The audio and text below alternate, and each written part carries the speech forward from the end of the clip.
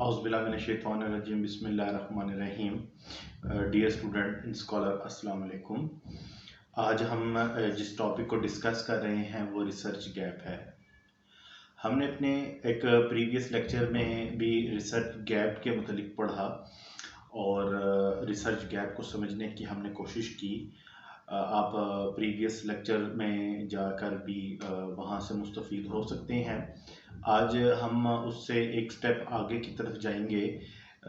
थोड़ा सा हम रिव्यू कर लेंगे अपने रिसर्च गैप के हवाले से और फिर उसके बाद रिसर्च गैप की जो डिफरेंट टाइप्स हैं हम उसके मुतालिक देखेंगे और हम ये देखेंगे कि हम किसी भी रिसर्च को कंडक्ट करने के लिए किस तरीके से कोई गैप जो है उसको फाइंड कर सकते हैं। तो डिफरेंट पर्सपेक्टिव के अंदर जो है वो हम गैप को तलाश करने की कोशिश करेंगे।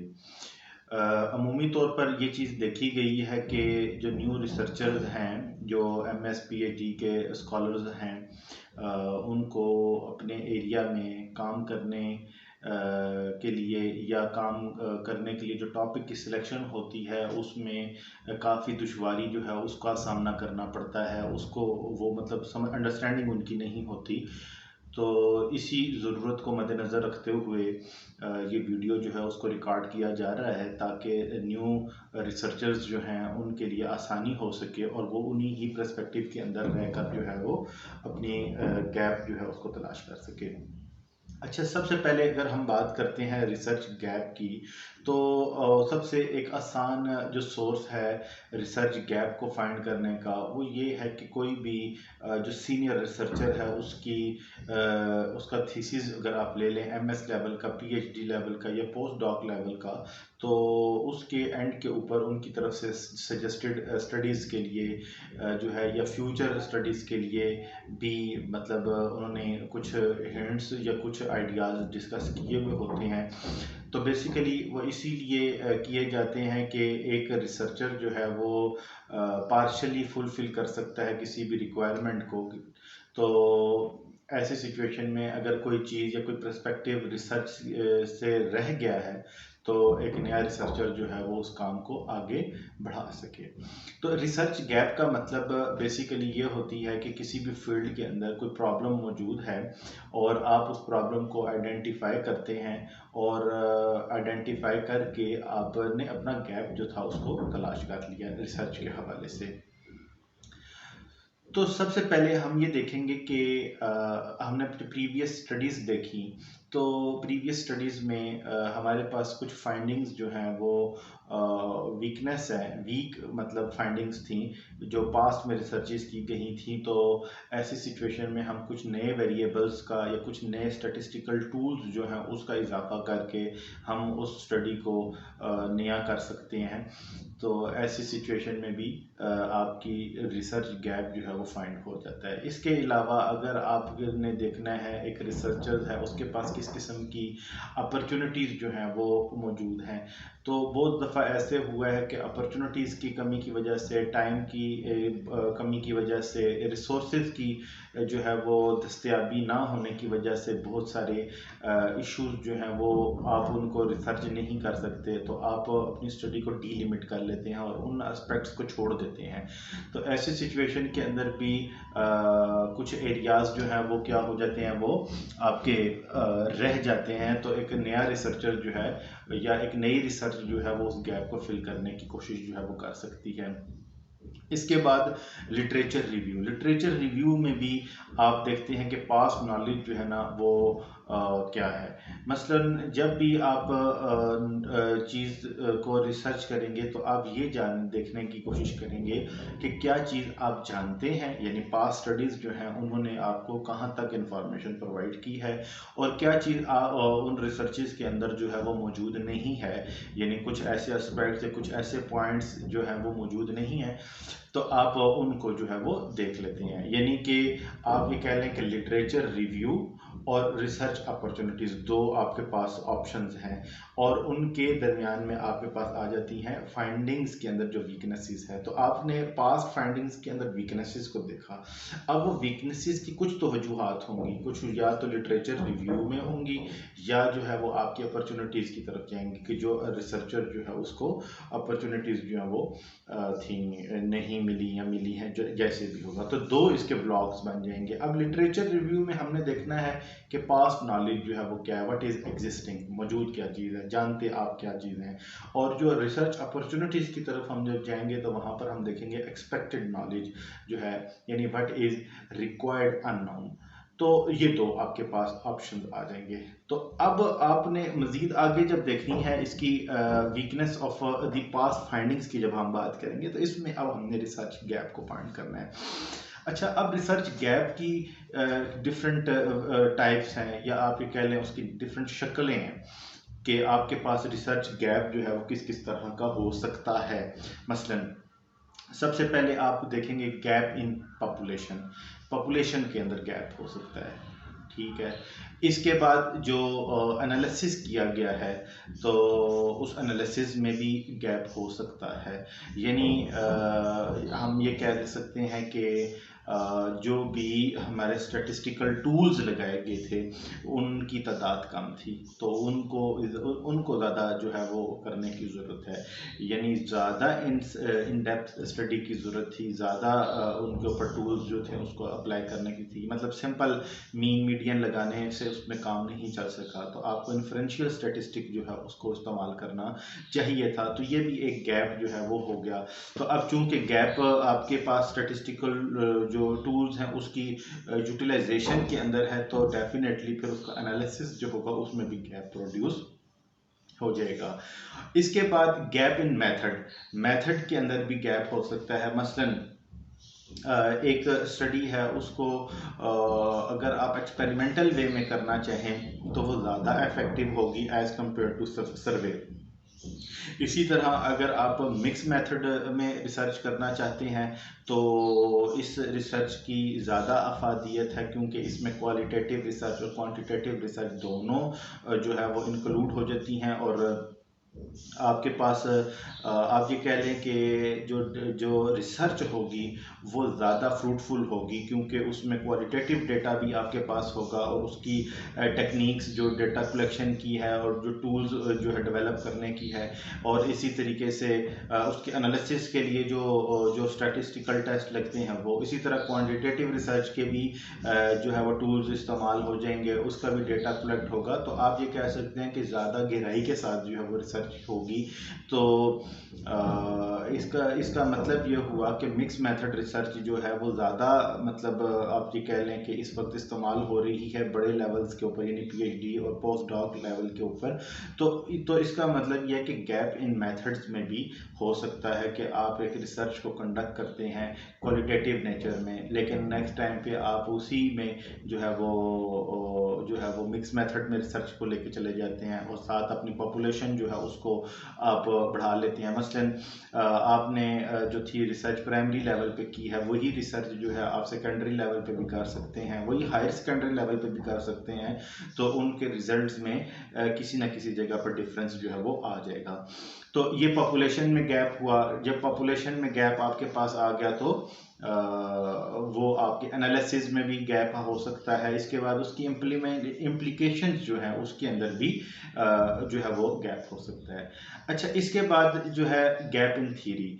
आप ये देख लें कि कोई भी रिसर्च होती है उसका एक थ्योरेटिकल फ्रेमवर्क भी डेवलप होता है, एक कॉन्सेप्चुअल फ्रेमवर्क होगा, एक थ्योरेटिकल फ्रेमवर्क होगा। कॉन्सेप्चुअल फ्रेमवर्क तो बेसिकली आपका अपना कॉन्सेप्ट होगा जो कि आप अपनी रिसर्च के अंदर करने के लिए जा रहे होंगे, लेकिन एक प्रीवियस थ्योरीज जो होती हैं, जो जिस तरह कोई फिलॉसफी होगी कि ठीक है, जिस तरह बिहेवियरिज्म होगी, जिस तरह कंस्ट्रक्टिविज्म होगी, जिस तरह इंडिविजुअलाइजेशन की जो थ्योरीज होगी, तो इस तरह डिफरेंट थ्योरीज जो हैं वो भी आपकी रिसर्च को सपोर्ट करती हैं, ठीक है। जिस तरह विगोस्टे जो था उसकी थ्योरी है जोन ऑफ प्रॉक्सिमल जो डेवलपमेंट है उस हवाले से, तो आपकी उस थ्योरी के अंदर कोई गैप हो सकता है। मसलन एक बंदे ने रिसर्च की है, उसने थ्योरी ए जो थी उसको यूज़ किया और उसके अकॉर्डिंगली उसने अपना कॉन्सेप्ट जो था उसको डेवलप करके उसने रिसर्च की, तो कोई सेकंड रिसर्चर जो है वो भी इस रिसर्च को करेगा किसी दूसरी थ्योरी के साथ उसको यूटिलाइज करके। तो इस तरह गैप इन थ्योरी भी हो सकती है। इसके बाद है गैप इन मेथडोलॉजी। जिस तरह अभी हमने बात की कि मेथड, डिफरेंट मेथड्स यूज़ किए जा सकते हैं। क्वालिटेटिव मेथड हो सकता है, क्वांटिटेटिव हो सकती है रिसर्च, मिक्स मेथड में हो सकती है, एक्सपेरिमेंटल हो सकती है। तो इस तरह डिफरेंट जो हमारे पास मेथडोलॉजी के अंदर जो है वो और भी गैप हो सकता है। इसके अलावा आपके गैप इन कंसेप्ट्स हो सकती हैं। जिस तरह एक एग्जांपल हम देते हैं ना कि एक गिलास को आप हाफ जो है फिल कर लें पानी से, तो यहाँ पर अब दो डिफरेंट पर्सपेक्टिव जो हैं वो होंगे। जैसे कि एक के नज़रिए के मुताबिक वो गिलास आधा भरा हुआ होगा और दूसरे के नज़दीक जो है वो गिलास आधा खाली होगा। तो there is two different perspective और टू डिफरेंट कॉन्सेप्ट्स जो है वो हैं। तो अब इसका मतलब ये है कि जो कॉन्सेप्ट ए को सपोर्ट करेगा उसके तमाम एविडेंसेस और उसके तमाम जो भी बातें होंगी वो सारी की सारी सिचुएशन ए ही के अकॉर्डिंगली होंगी, वो उस हवाले से ही स्टडी करेगा। और जो दूसरा रिसर्चर होगा वो अपने प्लान बी या फेज़ 2 जो होगी उसके अकॉर्डिंगली अपने तमाम एविडेंस जो है उसको डेवलप करेगा। तो कॉन्सेप्ट्स के अंदर जो है वो भी गैप हो सकता है, गैप पर्सपेक्टिव के अंदर हो सकता है, थ्योरी के अंदर गैप हो सकता है, मेथडोलॉजी के अंदर गैप हो सकता है, पॉपुलेशन की सिलेक्शन के अंदर गैप हो सकता है। अच्छा, जो भी हमारे पास फाइंडिंग्स आई हैं उसके एनालिसिस के अंदर गैप हो सकता है, फिर मेथड्स के अंदर गैप हो सकता है और फिर उसकी इम्प्लीकेशन जो है उसके अंदर भी गैप हो सकता है। तो जब भी आप एक नया टॉपिक रिसर्च कर रहे हों तो ये डिफरेंट एड जो है वो गैप्स की जो है वो मौजूद हैं, रिसर्च गैप्स की फॉर्मेशंस मौजूद हैं। तो आप इनको यूज़ करके आसानी से जो है वो रिसर्च गैप जो है उसको तलाश कर सकते हैं। क्योंकि ये चीज़ देखी गई है कि सुपरवाइज़र बहुत हद तक कम जो है मतलब वो सपोर्ट कर रहे होते हैं रिसर्च गैप के हवाले से। मतलब वो ये कहते हैं कि भाई आप खुद अपना इंटरेस्ट बता दें, आपने क्या करना है। अच्छा, जो आपने करना है वो आप करें। तो फिर बड़ी देर से जाके जो है वो एक रिसर्चर के लिए ये आसानी पैदा होती है कि वो किसी एक नुक्ते तक जो है वो पहुंचता है और वो डिसाइड करता है। तो एक्चुअली उसकी वजह ये होती है कि एक रिसर्चर को ये चीज़ मौजूद मतलब मालूम नहीं होती कि उसने गैप फाइंड कैसे करना है, जिसकी वजह से वो अपने इर्द गिर्द लोगों से, मुख्तलिफ लोगों से जो है वो मतलब मालूमात लेने की कोशिश कर रहा होता है। तो इंशाल्लाह ताला ये वीडियो के तवस्सुस से इस तरह के जितने भी रिसर्चर्स हैं उनके लिए एक आसानी पैदा होगी अपनी नई स्टडी के लिए गैप जो है उसको फाइंड करने के लिए। अच्छा, अब हमने आगे देखना है, जब रिसर्च गैप की बात करेंगे तो हमने देखा कि लिटरेचर रिव्यू ने हमें ये बताया कि क्या चीज़ आप जानते हैं, और उसके बाद जो रिसर्च अपॉर्चुनिटी है, ठीक है, यानी एक होगी पास्ट नॉलेज हो गया और एक एक्सपेक्टेड नॉलेज हो गया। तो जो पास्ट नॉलेज है वो आपको बता रहा है कि क्या चीज़ जानते हैं आप, और उसके बाद जो है वो एक्सपेक्टेड नॉलेज जो है ये अननोन है, इसके ऊपर आप अपनी रिसर्च जो है वो कंडक्ट करते हैं। तो अब हम क्या करते हैं, हम इन दोनों चीज़ों को आपस में मर्ज कर लेते हैं।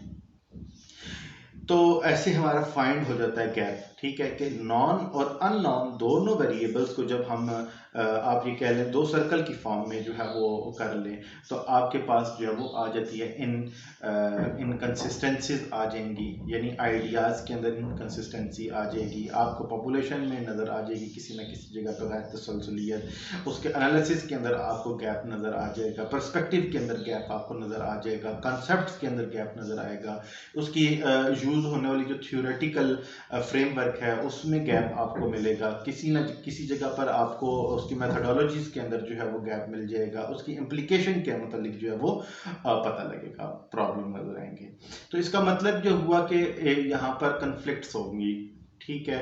उसके अलावा कुछ कंट्रोवर्सीज वहाँ पर मौजूद होंगी जब आप अननाउन और नाउन जो नॉलेज है उसको इकट्ठा करने की कोशिश करेंगे। तो यही तो गैप है हमारे पास कि हमने देखा कि लिटरेचर रिव्यू में की मदद से हमें पता लगा कि क्या इस वक्त पास्ट का नॉलेज मौजूद है और आपके पास जो एक्सपेक्टेड नॉलेज है जो कि अननोन है।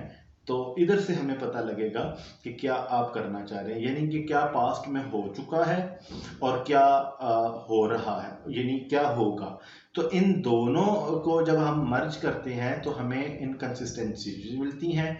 तो वो इन कंसिस्टेंसीज जो है वो आपकी उसके कॉन्सेप्ट्स में होंगी, पॉपुलेशंस में होंगी, एनालिसिस में होंगी, इम्प्लीकेशंस के अंदर होंगी, मेथड्स के अंदर होंगी, मेथडोलॉजी के अंदर होंगी, उसके अंदर यूज होने वाले थ्योरेटिकल फ्रेमवर्क के अंदर होंगी, मे बी के कॉन्सेप्चुअल फ्रेमवर्क के अंदर भी हो सकती हैं। तो ऐसी सिचुएशन के अंदर जो है वो आपको आसानी से जो है वो आपको ये चीज़ क्लियर, आपका माइंड क्लियर हो जाएगा कि ये चीज़ हो चुकी है और ये एक एरिया जो है वो इसी ही कंसेप्ट का अभी पेंडिंग है। तो आप उसको अपनी रिसर्च के जरिए पार्शली उस गैप को जो है फिल करने की कोशिश करेंगे। तो इसमें होगा क्या, इसमें होगा फिर ये कि एक कॉन्सेप्चुअल फ्रेमवर्क जो है वो डेवलप आप कर लेंगे। यानी जब आपको आपके प्रीवियस स्टडीज़ के अंदर इनकन्सिस्टेंसीज मिलेंगी, किसी ना किसी तरह का कॉन्फ्लिक्ट मिलेगा, किसी तरह की कंट्रैक्शंस आपको मिलेंगी, कंट्रडिक्शंस आपको मिलेंगी, इसके बाद जो है आपको कंट्रोवर्सीज जब आपको नज़र आएंगी तो उन तमाम चीज़ों को बेस बनाते हुए आप एक नया कॉन्सेप्चुअल फ्रेमवर्क जो है उसको डेवलप करेंगे और फिर एक न्यू थ्योरेटिकल फ्रेम जो है या एक नई थ्योरी की तरफ जो है वो आप जाएंगे। तो ये सारा का सारा प्रोसीजर जो है तब पॉसिबल होगा जब आपके पास प्रीवियस पास्ट नॉलेज भी मौजूद होगा, उसी को बेस बनाकर जो है वो आप एक अपनी न्यू स्टडीज जो है वो कर सकेंगे। तो शुरू में मैंने भी यही बात अभी सबसे पहले बताई थी कि जो सीनियर रिसर्चर्स हैं उनकी जो रिसर्चेस पढ़ी हुई हैं उसके एंड में भी जो है वो एक एक एक आप ये कह लें एक टाइटल के साथ दिया जाता है फ्यूचर स्टडीज़ के लिए या सजेस्टेड स्टडीज़ के नाम से। वहाँ से भी जब हम अपनी पास्ट स्टडीज़ जो है उसको पढ़ते हैं तो हमें वहाँ से भी पता लग जाता है रिसर्च के हवाले से कि हम ये रिसर्च फलां एज ग्रुप तक की गई है, लेकिन इसी रिसर्च को आप जो है वो किसी हायर लेवल के ऊपर लेके चले जाएं, उसकी पॉपुलेशन को चेंज कर लें, उसके कुछ वेरिएबल्स को चेंज करने से भी वो रिसर्च जो है वो एक नई रिसर्च की शक्ल इख्तियार कर जाएगी। तो इस तरीके से हम बआसानी रिसर्च गैप जो है उसको फाइंड कर सकते हैं। उम्मीद है कि इस वीडियो के तवज्जुह से आपको रिसर्च गैप जो है उसको फाइंड करने में और जो है बहुत आसानी होगी। और इस वीडियो को ज़रूर लाइक और शेयर करें और जहाँ तक हो सके जो है इसको अपने तमाम दोस्त अहबाब जो हैं उन तक भी पहुँचाए ताकि इल्म जो है वो बांटने से बढ़ता है और इसमें किसी किस्म की जो है वो कमी कोताही नहीं होनी चाहिए। इंशाल्लाह ताला एक नए मौजू एक नए टॉपिक के साथ आपकी खिदमत में फिर हाजिर होंगे। तब तक के लिए अल्लाह हाफिज़।